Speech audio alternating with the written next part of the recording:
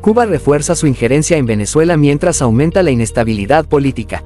En medio de un panorama político tenso en Venezuela, marcado por protestas, represión y denuncias de fraude electoral, el régimen cubano envió una delegación oficial como muestra de apoyo a Nicolás Maduro y la revolución bolivariana. Figuras como Randy Alonso y Abel Prieto subrayan la estrecha relación histórica entre ambas naciones, mientras Cuba aprovecha esta alianza para consolidar su influencia en el país sudamericano. La visita ocurre en un momento crítico, con una oposición fortalecida que cuestiona la legitimidad del gobierno de Maduro, sanciones internacionales y una creciente crisis económica. Paralelamente, el autoproclamado presidente Edmundo González anunció su intención de asumir el poder, aumentando la incertidumbre política. Críticos señalan que la intervención cubana no solo refuerza al régimen chavista, sino que perpetúa un sistema de control que afecta tanto al sistema electoral venezolano como a la narrativa oficialista. Mientras tanto, el respaldo de Cuba, clave para la supervivencia económica de su régimen, refleja una relación simbiótica que prioriza intereses políticos sobre los derechos de los ciudadanos venezolanos. Cuba endurece desalojos, medidas punitivas ante una crisis habitacional sin solución. El gobierno cubano, amparado en el nuevo Código Penal, ha anunciado desalojos inmediatos para quienes ocupen viviendas o locales estatales ilegalmente.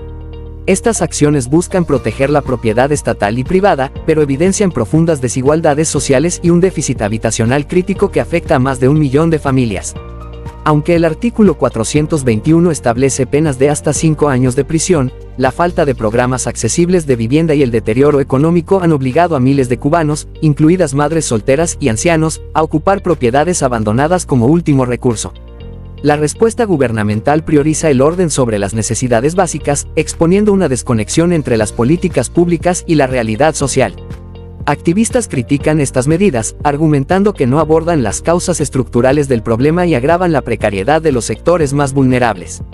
Casos recientes, como el desalojo de una madre con 4 nietos en La Habana, subrayan la insensibilidad de estas políticas. Mientras tanto, el gobierno ignora la urgencia de implementar soluciones integrales, perpetuando la crisis habitacional y el descontento social. Explosiones en almacén militar en Holguín dejan 13 desaparecidos, crece la indignación pública. Tras las explosiones en un almacén militar en Melones, Holguín, 13 cubanos permanecen desaparecidos, incluidos 4 oficiales y 9 reclutas del Servicio Militar Activo, SMA. El Ministerio de las Fuerzas Armadas Revolucionarias, MINFAR, divulgó sus nombres, pero omitió edades y detalles personales. Familiares de las víctimas expresan desesperación ante la falta de información oficial y la lentitud en las labores de búsqueda, obstaculizadas por explosiones continuas y temperaturas superiores a 300 grados. Aunque el MINFAR confirmó que las probabilidades de supervivencia son mínimas, la población critica el hermetismo de la prensa oficial, que ha enfocado su cobertura en evacuaciones sin mencionar a los desaparecidos. Entre los desaparecidos están los mayores Leonard Palma y Carlos Carreño, los suboficiales Orlevanis Tamé y Joenis Pérez, y 9 reclutas, algunos cerca de concluir su servicio militar. Mientras familiares mantienen la esperanza, voces en redes sociales denuncian el desinterés mediático hacia las víctimas. Prensa oficialista critica tienda en dólares en La Habana por acrecentar desigualdades sociales. El diario oficialista Escambray cuestionó la apertura del supermercado de 3 RA y 70 en La Habana, destacando el silencio del régimen sobre su implementación y los pagos exclusivamente en dólares. La periodista Elsa Ramos señaló que esta medida visibiliza aún más las profundas desigualdades sociales en Cuba. En su artículo, Ramos criticó la falta de información oficial y recordó promesas incumplidas relacionadas con las tiendas en MLC, como el supuesto abastecimiento de comercios estatales. Además, calificó como estafa el hecho de que los vueltos se entreguen en caramelos. La periodista subrayó que los sectores más vulnerables de la población, incapaces de acceder al dólar, quedan excluidos de estos espacios. También cuestionó si el gobierno planea replicar esta política en otras regiones sin explicar sus implicaciones. Ramos concluyó que, aunque el dólar es necesario, no debe profundizar las desigualdades ni debilitar aún más la economía del país.